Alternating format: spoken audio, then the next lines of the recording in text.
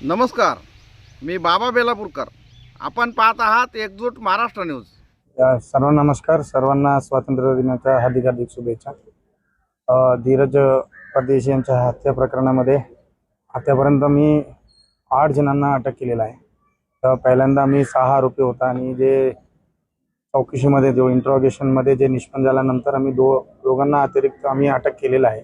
अजून तपास सुरू आहे आणि त्यांचं PCR पण आहे आणि PCR नंतर पण घेणार आहे. जे जे लोक त्यांचा पाठिंबा दिलेला आहे त्यांना आम्ही 100% आम्ही सोडणार नाही आहे. जे कोणी असेल तर त्यांचे कोणतेही धर्म असो कोणतेही असो आम्ही त्यांना कडक कारवाई करणार आहे त्यांच्यावर. असं काहीच नाही. जे लोकांना माझ्याकडे येतात कंप्लेंट्स घेऊन आम्ही फक्त आणि फक्त त्यांचं ऐकून घेत आहे आणि त्यांच्या मनाप्रमाणे आम्ही स्टेटमेंट घेत आहे.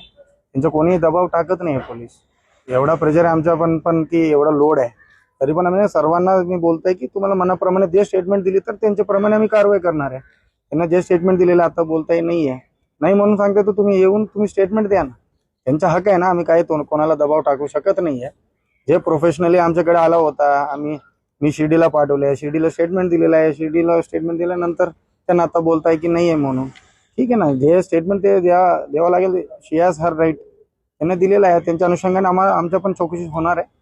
ते योग्यरित्या आम्ही प्रोफेशनली आम्ही हे केस कारण आता तपास सुरू आहे. देखो एवढं ते सोपं नाही ना. आम्ही जे इंट्रोगेशन करताय त्यामध्ये निष्पन्न झाल्यानंतर आम्ही करू ना. आता सुरू आहे तपास. असं काहीच नाही कारण मी बोलतोय ना आता तपास सुरू आहे. झाल्यानंतर मी बरोबर बोलणार. तुर्तास एवढेच. भेटूया पुढच्या बातमीपत्रात. जय हिंद, जय महाराष्ट्र.